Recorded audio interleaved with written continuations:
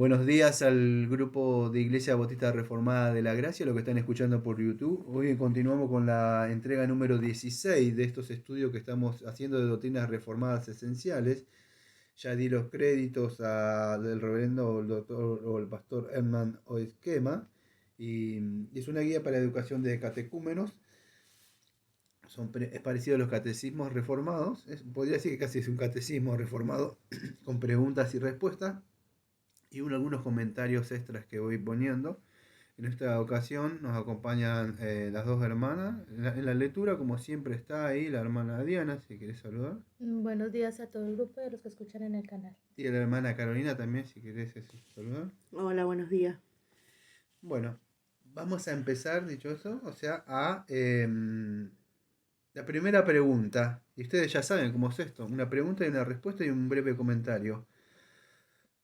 La pregunta número uno, ¿cuál es el tercer paso en el estado de humillación? Y la respuesta es la siguiente, la muerte de Jesús en la cruz. Y nos da un texto bíblico, si por favor podés leerlo, que es Lucas capítulo 23, versículo número 46. Entonces Jesús, clamando a gran voz, dijo: Padre, en tus manos encomiendo mi espíritu. Ahora vamos a ampliar un poco más. Vamos a la pregunta número 2. ¿Qué tipo de muerte tuvo Jesús? La respuesta es la siguiente, la muerte de cruz, la que era una muerte maldita. Y si me podés leer Deuteronomio capítulo 21, versículo número 23. No dejaréis que su cuerpo pase la noche sobre el madero. Sin falta lo enterrarás el mismo día, porque maldito por Dios es el colgado, y no contaminarás tu tierra que el Señor tu Dios te da por heredad. Téngame un poco de paciencia porque estamos leyendo algunos textos que ahora dentro de un ratito sí me voy a frenar y voy a hablar un poco más. Acuérdense que esta es la segunda entrega, porque el jueves pasado vimos el estado de humillación, casi 50 minutos, 50 y algo de minutos hablando sobre el estado de humillación. Así que esta es la segunda parte del estado de humillación y última. Ahora en esta tercera pregunta sí ya me voy a poner a hablar. Pregunta número 3. ¿Por qué Jesús tenía que morir? ¿Por qué Jesús tenía que morir en la muerte maldita de la cruz? La respuesta es la siguiente. Él tenía que cargar la maldición de Dios, la cual estaba sobre nosotros por causa del pecado. Y nos da un texto que es importantísimo, que es Gálatas capítulo 3, versículo número 13. Pero no me haces un favor antes que lo lea, yo sé que es el 13. Acá aparece el 13. Pero no me podrías leer del 10, por favor. Del 10 al 13. El 13 es Listo. el texto, pero yo quisiera que lo leas del 10, por favor. Porque todos los que dependen de las obras de la ley están bajo maldición, pues escrito está: maldito todo aquel que no permaneciere en todas las cosas escritas en el libro de la ley para hacerlas. Y que por la ley ninguno se justifica para con Dios. Es evidente, porque el justo por la fe vivirá. Y la ley no es de fe, sino que dice: el que hiciere estas cosas vivirá por ellas. El 13 dice: Cristo nos redimió de la maldición de la ley, hecho por nosotros maldición, porque está escrito: maldito todo es el que es colgado de un madero. Ahí está. Ahí vemos, podríamos decir, lo que conocemos como la sustitución o la muerte vicaria de Cristo en nuestro lugar.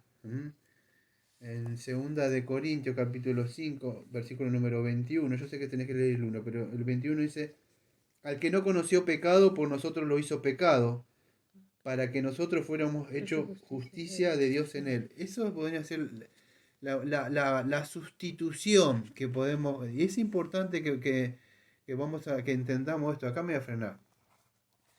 Cuando se presenta el Evangelio va muchísimo más allá de invitarlo a la iglesia, de decirle, bueno, aceptá a Jesús, esto debemos entender qué presentamos a nosotros, a las personas.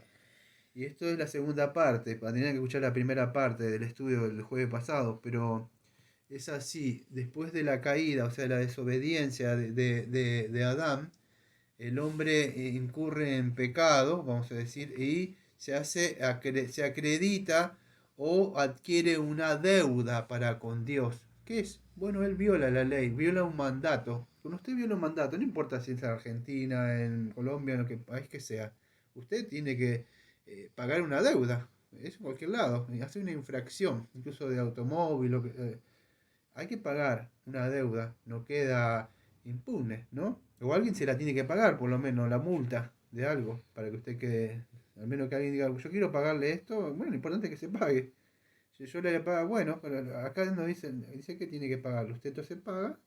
Bueno, lo que hace Cristo es eso, adquiere nuestra deuda, vamos a decir que el hombre adquirió en el huerto de Edén, ¿eh? Esta deuda, pero la deuda no es una deuda con dinero, que vamos a ver dentro de un rato. La deuda se debía pagar tenía un precio y un precio especial. Entonces todos fuimos separados de Dios. ¿A causa de qué? Del pecado, como dice la hermana Carolina, a causa del pecado. Y a causa de eso, amados, es que el hombre necesita ser salvo. ¿Eh? Salvo. ¿Salvo de qué? Bueno, de la ira de Dios y la condenación que ha llevado el primero hombre. Por eso debemos entender el estado de humillación, lo que Cristo vino a hacer. Que Cristo te vino a solucionar los problemas. Que Cristo está esperando ahora para arreglar tu vida emocional y no sé lo que está pasando en tu vida, pero yo sé que el Espíritu de verdad sabe lo que estás padeciendo y tenés que venir ahora a aceptarlo a Jesús. No, amado, eso no es presentar el Evangelio, hay que presentarle de verdad el Evangelio a una persona. Que la persona nace muerto en delitos y pecados y necesita ser salvo, que es un transgresor de la ley, que está mal ante el juicio de Dios, no solo por sus propios pecados, sino por los pecados que se le acreditó el Padre. Una deuda vamos a decir, de la maldición, podríamos decir, en mis palabras, las voy a inventar, porque no es bíblica, pero una maldición generacional desde Adán, la acabo de inventar yo. Porque Adán incurre como cabeza federal un pecado, pero eso en toda la familia, vamos a decir, adámica, porque hay una familia en Cristo, se va multiplicando el pecado, se va multiplicando, entonces nosotros adquirimos esa deuda, ya nacemos pecadores, no nos hacemos pecadores cuando pecamos nosotros, ya nacemos pecadores, pero nosotros le sumamos la deuda todavía a nuestros propios pecados que cometemos. Entonces es importante entender esto, la muerte, la redención de Cristo, que es lo que logra Él en lugar de nosotros. Y entonces es importante esto que dice, que leyó la hermana Diana, es de Gálatas capítulo 3, versículo número 13, si me lo podés leer una... Ah, ya lo cerraste, perdón, si lo busco. 3:13. Cristo nos redimió de la maldición de la ley, hecho por nosotros maldición, porque está escrito, maldito todo el que es colgado en un madero. Eso, Cristo nos redimió. ¿Algunos se acuerdan la palabra lutró? O sea, redimir, ¿qué significa? ¿Un pago? Muy bien, un pago. ¿Pero para qué? Para salvar, para sacar. Para sacar, para rescatar, para liberar a un esclavo. Un esclavo. ¿De qué estaría? A ver, bueno, ¿ustedes saben de esclavo de qué? Del pecado. Del pecado. Del pecado, de Satanás, del dominio, incluso del propio yo de él. Del mismo, ajá. Sí, y de la maldición de... ¿Te De acuerdas? Yo la otra vez hice un ejemplo así, de la llavecita que tenía acá, y esta es la ley, y la persona está... encerrada bajo y la maldición. la ley dice así, yo tengo la llave. ¿Qué? Lo encerré bajo todo pecado, son deudores. ¿Cómo es la única forma de ser liberado atrás de esta puerta de la ley? Dice, yo no te los voy a dejar porque lo encerré bajo pecado a todos. Son transgresores. Viste que buen ejemplo, ¿te estamos hablando? ¿Cómo pueden ser liberados? Porque yo tengo la llave para que esta persona pueda salir. Por el Evangelio. Muy bien. Nosotros tenemos las llaves del reino. Cuando le predicamos a una persona, la persona no sabe que está presa. Es un deudor. Gálatas dice que son Gálatas. Si vos me lees Gálatas capítulo... Ah, ¿ya te cerraste? No. Creo que es en el capítulo número 3. Fíjate que dice el propósito de la ley. 19 por ahí o por ahí no. Entonces, ¿para qué sirve la ley? Fue añadida a causa de las transgresiones hasta que viniese la simiente a quien fue hecha la promesa, y fue ordenada por medio de ángeles en manos de un mediador. Ahí está. La ley entonces no salva, solamente nos muestra con nuestra condición pecaminosa que estamos ahí, que somos deudores, que somos miserables y estamos encerrados. No puede liberarnos. Por eso el hombre dice, me porté bien, Dios va a entender, soy buena persona. No es así, sos un transgresor, estás atrapado. Por eso que alguien tenía que pagar. ¿Qué maldición? Bueno, la maldición, amados, que desde el huerto de Edén el hombre quedó bajo maldición. ¿Eh? En el principio creó todas las cosas bien el Señor, solo que el hombre se acarreó una maldición, la maldición de la desobediencia. La única forma, bueno, no es la única forma, puede ser la forma que Dios dijo que tenía que ser, es que alguien iba a morir en nuestro lugar. Si la paga, dijo, si haces esto, vas a Adán. Si Haz desobedeces, esto y vivirás. Si desobedeces, morirás. muy bien, eso, ese pacto que algunos no De lo obra. reconocen, que es de obra, eh, la consecuencia fue desobedeció, morir. Ahora viene Jesucristo. Por esto es importante el estado de humillación de Cristo. Cristo viene, el segundo Adán, que habla, creo que, no me acuerdo si Romanos 5 y 1 Corintios 15. Él viene a vivir y a cumplir una vida justa, el primer Adán. Él es, vamos a decir, viene a morir. Pero acá estamos hablando del estado de humillación, de sustitución, muerte vicaria. Es pagar el precio en lugar de otro. ¿Sí? Bueno, eso es lo que demanda a Dios, que la paga de pecado es la muerte. Cuando nosotros entendemos esto, amado, de lo que hizo Cristo, podemos entender de verdad lo que somos. O sea, transgresores de la ley, que debemos morir, que es justo que vayamos al infierno, que hay un juicio. No se soluciona con aceptarlo a Jesús simplemente en tu corazón. Debo entender mi condición y lo que hizo Él, que murió y llevó los pecados en Él, amado. ¿Ustedes conocen al profeta evangelista? Se llama Isaías, así es conocido. Isaías 53, versículo número 3. Despreciado, desechado entre los hombres, varón de dolores, experimentado en quebranto, y como que escondimos de él el rostro y fue menospreciado y no lo estimamos. Ciertamente llevó nuestras enfermedades y sufrió nuestros dolores, y nosotros le tuvimos por azotados y por herido de Dios y abatido. Mas él herido fue por nuestras rebeliones, molido por nuestros pecados, el castigo de nuestra paz fue sobre él, y por su llaga fuimos nosotros curados. Todos nosotros nos descarriamos como ovejas, cada cual se apartó por su camino, mas el Señor cargó en él el pecado de todos nosotros. Angustiado él y afligido, no abrió su boca. Como cordero fue llevado al matadero, y como oveja delante de sus tranquilizadores, enmudeció y no abrió su boca. Por cárcel y por juicio fue quitado, y por su generación, ¿quién lo contará? Porque fue cortado de la tierra para los vivientes, y por la rebelión de mi pueblo fue herido. Y se dispuso con los impíos su sepultura, mas con los ricos fue su muerte. Aunque nunca hizo maldad, ni hubo engaño en su boca, con todo eso el Señor quiso quebrantarlo, sujetándole a padecimientos. Cuando haya puesto su vida en expiación por el pecado, verá linaje.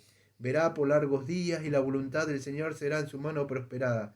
Verá el fruto de la aflicción en su alma y quedará satisfecho. Por su conocimiento justificará mi siervo justo a muchos y llevará las iniquidades de ellos. Por tanto, yo le daré parte con los grandes, y con los fuertes repartirá despojo, por cuanto derramó su vida hasta la muerte y fue contado con los pecadores, habiendo él llevado el pecado de muchos y orando por los transgresores. Eso es lo que hizo el Señor. Murió por nosotros, o sea, no solo vivió, sino que cargó nuestros pecados. Todos los pecados. Él llevó, vamos a decir, todos nuestros pecados.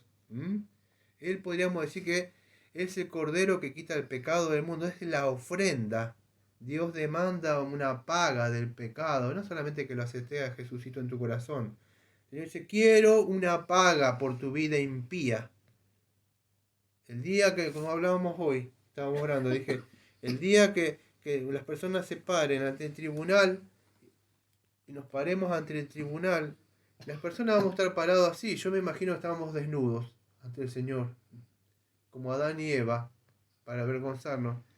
Y el Señor va a demandar. Todas esas personas le va a pedir una paga. ¿Con qué van a tener paga si ni siquiera tienen nada? Entonces, solamente es por medio de Jesucristo, que Él que llevó, vamos a decir, nuestros pecados. Que fue la ofrenda. Dios demanda una paga del pecado. Y dice, pero ¿cómo? Si Dios es bueno. Sí, amados, Dios es como mucho, perdón la palabra que usa, como le han pintado. Pero también no se olvidan que Dios es justo. Dios dice, quiero una paga.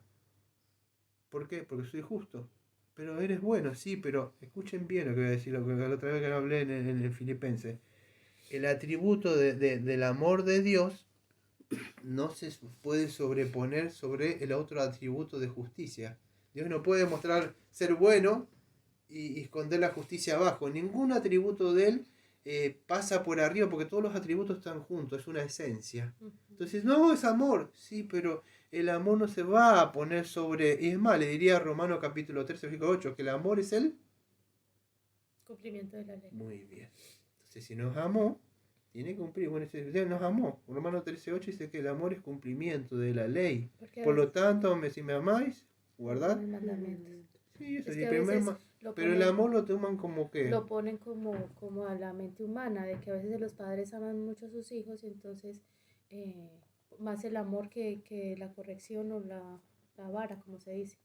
Entonces lo ponen al Señor de igual manera, entonces es solo amor porque es un Padre amoroso, pero se les olvida que también es justo y santo. Así es. En primera de Corintios, yo me aparté, disculpa, ¿no? Un texto aparte, 15, versículo 3, no sé si lo tenés, lo leo yo. 15, 3, si no lo tengo yo. Sí, ajá.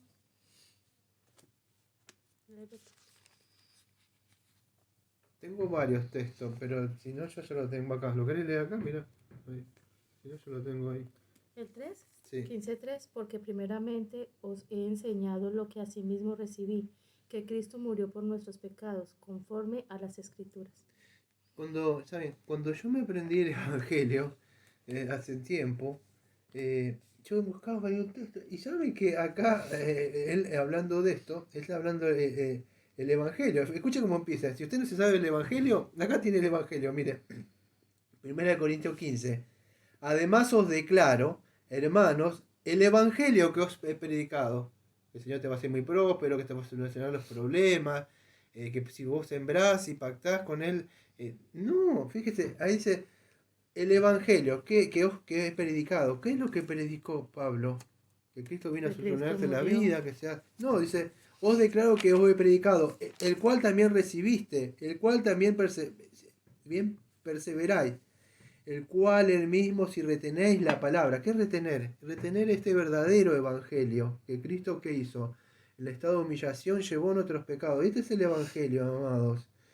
Dice, el cual así mismo retenéis la palabra que os he predicado. Sois salvo. Si no, no sois salvo. ¿Creíste otro evangelio? No sos salvo. Pero si retenés esto, el verdadero evangelio, ¿de verdad lo has creído? ¿Cuál es el verdadero evangelio? La palabra que os he predicado, sois salvo. Y si no, creíste en... Vano.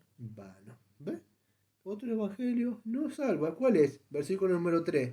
Porque primeramente os he enseñado de lo que asimismo recibí, que Cristo murió por nuestros pecados, conforme a las Escrituras, que fue sepultado, que resucitó al tercer día, conforme a las Escrituras. Y ahí sigue hablando. El evangelio en sí mismo. Entonces nos muestra que tiene que haber una paga por el pecado. Dios no la va a pasar por alto.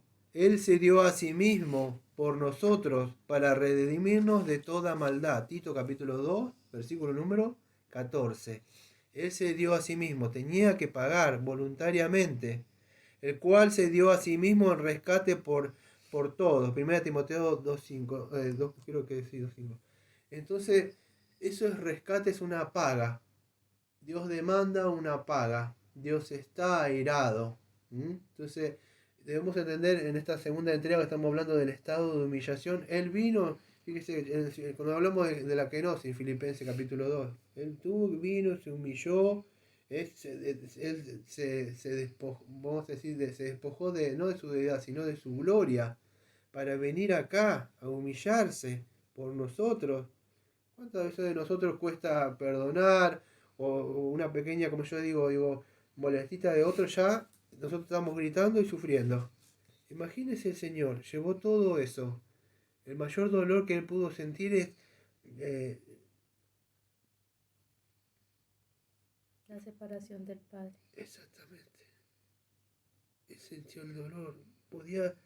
Dice que cayó, amado, contra los golpes. Aguantaba así los golpes o los volaban los pedazos de carne de él. Sabía que tenía que llevar eso. Aguantar el dolor de la humanidad. Pero no pudo callar ese grito Padre, ¿por qué me has abandonado? Eso no pudo él. Ese desprendimiento de la carne se la aguantó. Lo que no pudo es el desprendimiento del Padre por el pecado. Entonces, si usted no entiende de verdad, no puede entender lo que es eso. No va a poder entender lo que hizo Cristo. Por eso que le cuesta a las personas, porque se ven buenas, se ven bien, no necesitan nada. Porque no han visto de verdad su pecado, no han visto el salmo que estuvimos hablando acá, el salmo 99, ¿sí? Que subió la hermana ahí, Carolina subió. Yo hablé un poco del salmo de la santidad de Dios. ¿Por qué la gente en ese salmo, hablé casi 50 minutos, no entiende, no ve? Porque no ve la santidad de Dios. No dice como Isaías, ¡ay de mí! He visto a Dios. Porque cuando ves a Dios te ves a vos mismo. O como Pablo, miserable hombre de mí. O Pedro, aléjate de mí, que soy hombre pecador. O como ese hombre que se golpeaba o decía, tenemos que ver a Dios. Y principalmente debemos ver ese atributo de la santidad y la justicia de Dios. Demanda justicia. Y por eso es importante que podamos entender esta muerte vicaria del Señor Jesucristo que llevó por nosotros nuestros pecados. Entonces vamos a seguir avanzando un poquito más rápido. Esta no tiene texto. Pregunta 4. ¿La muerte de Jesús fue como la nuestra? La respuesta, no. Jesús se dio a sí mismo a la muerte en obediencia al Padre. No es la misma de nosotros. Él se dio a sí mismo a la muerte en obediencia al Padre. Ahora voy a ampliar un poquito más sobre esto. Pregunta número 5. Tampoco tiene texto bíblico. ¿Por qué la muerte de Jesús tenía que ser un acto voluntario? Yo no me acuerdo si dice una parte de no hay mayor amor que entrega... Darle su vida por un hermano. Sí. Entonces, Cristo no solo dice la respuesta, no solo podía merecer salvación para su pueblo por medio de la obediencia al Padre. No sé si está bien traducido esto, pero yo más o menos entiendo lo que quiere decir. ¿Por qué tenía que ser? Bueno, él aprendió esta obediencia. O sea, esto tenía que hablar un poco del pacto intratrinitario acá. Porque es así, amado. A ver, la muerte de Jesús estamos hablando. Tenía que ser un acto voluntario. A ver si me da. El domingo tengo que hablar de la salvación en Efesios, que está el Padre, el Hijo y el Espíritu Santo. Pero quiero que entiendan esto. Era un acto voluntario. En ese se lo conoce como consejo eterno. O sea, porque por ciertos textos que dice lo que el Padre me dio. Bueno, hay ciertos textos que nos hablan que antes de la fundación del mundo el Padre le dio al Hijo un pueblo. El Padre escoge, yo tengo que hablar el domingo, ya lo he hablado muchas veces, se llama elección. Pero no es como una persona cuando ustedes tienen un hijo o alguien lo dice, tenés que hacer esto y esto y esto y esto y esto, aquello. Y si no me queda otra, la voy a hacer. Porque no, él dijo voluntariamente, yo voy a hacerlo, Padre. Yo voy a hacer esa obra por amor. Entonces es importante entender el Padre que es el que elige. Cristo viene a morir por... ¿Sabes? ¿Querés leer algo? Dice Juan 10:18. Nadie me la quita, sino que yo de mí mismo la pongo. Tengo poder para ponerla y tengo poder para volverla a tomar. Es verdad, hablando de la muerte, dice eso. Nadie me quita. Es así. En la oración sacerdotal de Juan 17 también dice lo mismo, creo. El Padre, aquello que me has dado ante la fundación. Bueno, el asunto es esto. Gracias por el texto. Es así. Si él era obediente y obediente hasta la muerte, había una recompensa. ¿Sí? Por eso que no es la misma nuestra obediencia. Yo soy obediente, el Señor va a entender. No, porque somos pecadores. Es solamente una recompensa. En forma que nosotros quisiéramos portarnos bien es imposible. Eso es imposible. Solamente Él, en esa vida de santificación y de obediencia hasta llegar a la muerte, porque acá en la cruz ya está, esto es el estado activo, así, ¿ves cómo está hojita? Esta fue la vida de Él, no hay nada escrito, ningún pecado. La nuestra es como toda esta Biblia, es un tomo de pecado, pero Él estaba así. Y acá llegaba al estado de la paga, en la cruz se lleva lo que hay que pagar. La paga de pecado es nuestra muerte, pero Él no tenía pecado, Él lleva en sustitución nuestra paga, nuestra muerte. Entonces eso hay que entender, en la cruz se lleva a cabo y se murió, sí, pero murió, en esa cruz tenemos que ver que nosotros morimos. Cuando nosotros entendemos el Evangelio, no sé, ustedes no se acuerdan lo que dice Romanos 6, que, Romanos 6, ya voy a terminar, denme un segundo, pero es así. De ninguna manera, porque lo que hemos muerto al pecado, como viviremos aún en él. Escuche, otra vez dice, ¿o no sabéis? El otro dijo, ¿conocéis? O sea, el pecado del Evangelio. ¿O no sabéis? Le dice él, que todos los que hemos sido bautizados, bautizados significa injertado, puesto, en este sentido espiritual, no en el agüita. Ve esta la doctrina en Cristo. Por eso es un circulito esta Biblia. En Cristo Jesús hemos sido bautizados en su muerte. Cristo murió en la cruz, bueno, en el sentido que nosotros morimos en esa cruz. No sé cómo puedo explicarlo. Él cumplía todo lo que nosotros teníamos que Sí. cumplir, de alguna manera todo que no podemos, porque nosotros estábamos llenos ya de pecado por Adán. Él vino y cumplió, entonces al morir nosotros, estando en Cristo, es como que Él muere por nosotros, hace esa obra por nosotros. Pero yo, perdón, lo voy a agregar, no sé si está. No solo muere por nosotros, sino que nosotros también morimos en Él. Porque una cosa que muere por nosotros, y bueno, ya Seguimos murió. viviendo. Sigo viviendo como. No, yo debo entender que yo morí. O sea, el viejo Daniel, que no sé que muchos desconocen, se murió. O sea, ¿y qué pasó? Porque nosotros somos sepultados. Nosotros sabemos que todos los que hemos sido bautizados en Cristo Jesús hemos sido bautizados en su muerte, porque somos sepultados juntamente con Él para muerte por el bautismo, a fin de que como Cristo resucitó de los muertos, por la gloria del Padre, así también nosotros andemos en vida nueva. Entonces nosotros morimos, amados, sino que también Resucitamos. también hemos resucitado. Entonces esto es más del Evangelio. Sí. Vamos entonces por la otra pregunta. Esta tiene texto. Si pregunta número 6. ¿Por qué Jesús fue enterrado? La respuesta, Él entró a nuestra tumba para mostrar que Él ha vencido el poder de la muerte y destruido la corrupción de la muerte para nosotros. Ahora le voy a explicar un poco. Pero si me das el Salmo, me lecturás. Salmo 16, versículos 9 y 10. Dice, se alegró por tanto mi corazón y se gozó mi alma. Mi carne también reposará confiadamente, porque no dejarás mi alma en el Seol, ni permitirás que tu santo vea corrupción.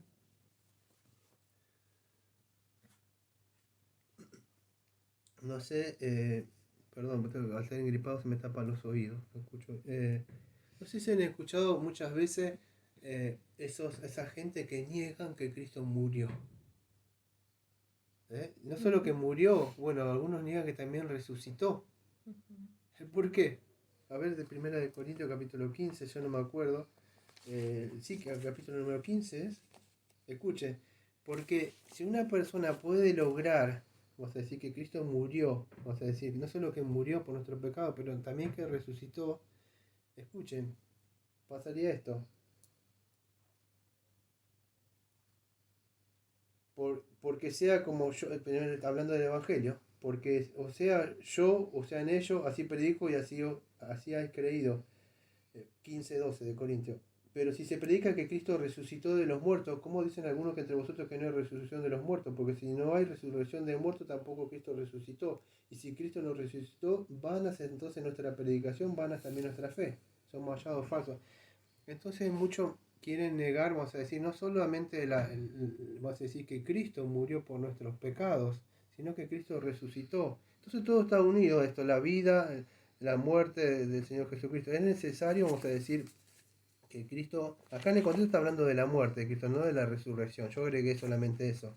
Pero el texto que está hablando acá, o el punto que está hablando este catecismo acá, es que Jesucristo tenía que morir. ¿Pero por qué tenía que morir? Él tenía que vencer ¿qué? El imperio de la muerte. Muy bien, creo que a veces es Hebreo 2, 14 y 15 es, a ver si lo... Un momentito. Así que por cuanto los hijos participaron de la carne y sangre, o sea, esto, el cuerpo, él también participó, o sea, de lo mismo, o sea, que un cuerpo. Para destruir por medio de la muerte, o sea, tenía que morir por medio de la muerte, ¿a qué? Al que tenía el imperio de la muerte. Él lo tenía que matar, él iba a morir. Así, tenía que morir, pagar. Pero ¿qué hizo? Por medio de la muerte dice, ¡ah, lo maté! ¡Ahora sí! Ujú. Y al tercer día, ¿qué pasó? Resucita, venció. Imagínense creyendo el enemigo que lo maté, pero no se dio cuenta que la muerte era vida. Sí. Es la obra del Señor, ¿no hay? Como diciendo, él pensó que había logrado eso, pero no se dio cuenta que por medio de esa obra, porque él lo quería que lo matara, Satanás estaba atrás, los demonios estaban atrás, la gente que él maneja estaba ahí, y él contento que lo había llevado, que se iba a acabar ese Mesías, pero no sabía, estaba oculto el misterio. ¿Cuál era?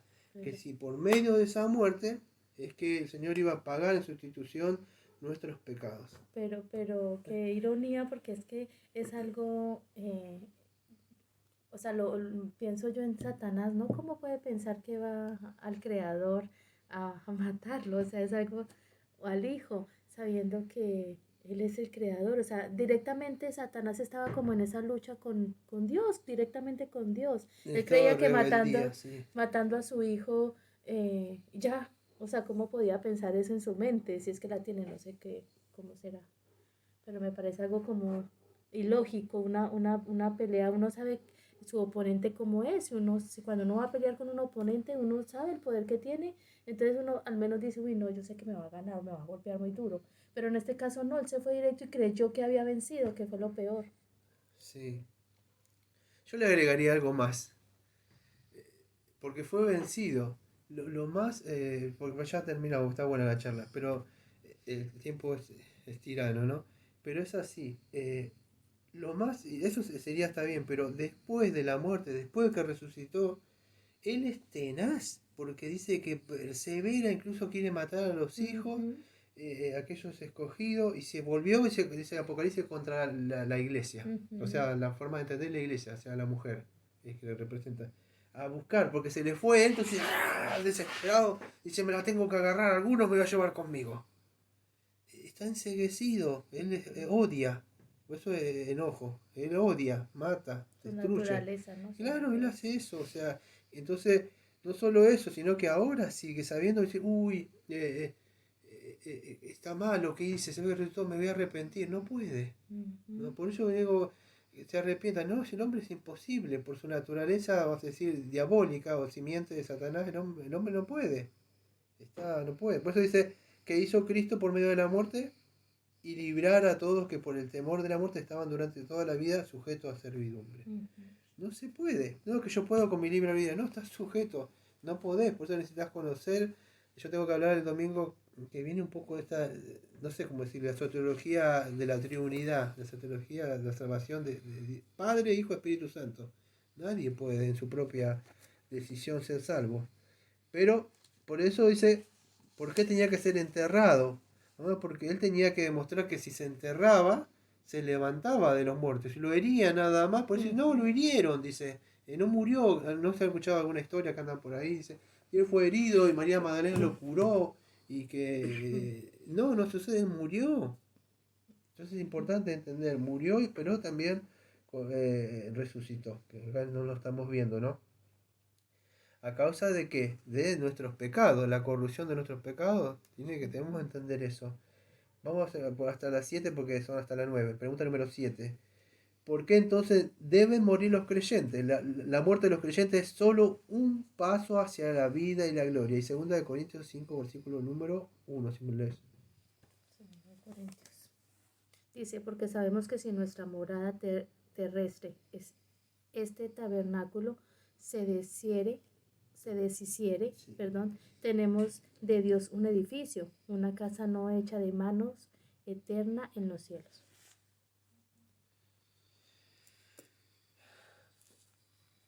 Nuestro espíritu fue redimido, ¿no? Eh, pero vamos a decir, el cuerpo no. A causa del pecado, nuestro cuerpo se va deteriorando, se va corrompiendo en el sentido, va muriendo, la persona va envejeciendo y va camino a la muerte. Eso es causa del pecado. La esperanza que tenemos los cristianos, que sabemos que aunque este cuerpo va envejeciendo, el hombre y la mujer interior, si nació de nuevo, tiene que ir viviendo y creciendo. Algún momento yo voy a salir de este templo, o sea, esto va a volver de donde pertenece, que es a la tierra, y voy a salir, o aquellos que tenemos esa esperanza de gloria y de vida eterna, vamos a con nuestro Creador. Por eso que muchos dicen, pero si Cristo murió, entonces ¿por qué muero yo? Si ya está todo solucionado. Es que esto es en el espíritu. La redención está cumplida, vamos a decir, totalmente, pero como en parte. En Yai todavía no. Ya somos redimidos, pero en el espíritu. Lo que sucede es que hay una segunda venida. En la segunda venida, cuando Él viene, entonces los cuerpos sí son levantados desde sus tumbas. El mar entrega a los muertos. Las tumbas de acá, que están en toda la Argentina, en Buenos Aires, en Mar del Plata, son abiertas. Todo va a ser algo que a mí me da no sé qué, es que se levanten familiares, gente conocida, pum, salgan así de las tumbas y se paren. ¿Usted se imagina? O sea, una cosa es ver una película, una cosa es que gente conocida, que usted le predicó, se levanta así. Y dice Daniel, ¿qué dice? Algunos para contentos, o sea, los cuerpos y otros, porque en ese momento Cristo viene y se Tesalonicenses, ajá. Sí, 4 abajo, y se unen sus cuerpos, o sea, con su espíritu. Ahí sí, amado, se llama el estado de gloria, eterno. Ya el cuerpo, pero ahora no. Lo que estamos viendo es que ahora el cuerpo debe morir. Tiene que volver, porque el cuerpo fue... Entonces Él nos ha redimido. Sí hay una lucha que nosotros eh, eh, debemos combatir, que todavía el pecado quedó adentro de nosotros. Él busca todavía, no es el tema para hablar, pero él todavía busca posicionarse sobre la voluntad, el corazón, y quiere tomar el cuerpo otra vez. ¿Sí? Él por ahí, en vez de hacer esto, o cosas de justicia, él se quiere agarrar y tomar el mismo cuerpo para hacer maldades. No sé si se puede entender, pero en la mente el espíritu fue redimido. Pero por eso, porque el cuerpo debe morir, tiene que morir. Por eso que morimos, la paga del pecado es la muerte, aunque Él nos ha redimido, incluso el creyente muere, ¿sí?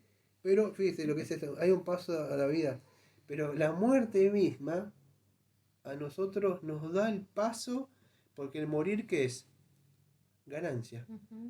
Entonces, al morir nosotros salimos de este cuerpo, que hay temor de que va a pasar, pero sabemos que vamos a la presencia del Señor, ¿sí? Amén. Pregunta número 8. ¿Por qué el cuerpo de los creyentes debe descansar en la tumba por un tiempo? La respuesta dice así: salvación y gloria no pueden ser completadas. Acá está. Acá está, mire. No pueden ser completadas hasta el retorno de Cristo y la creación del nuevo cielo y la nueva tierra. Estaba ahí abajo la respuesta. Yo de verdad no la estaba leyendo.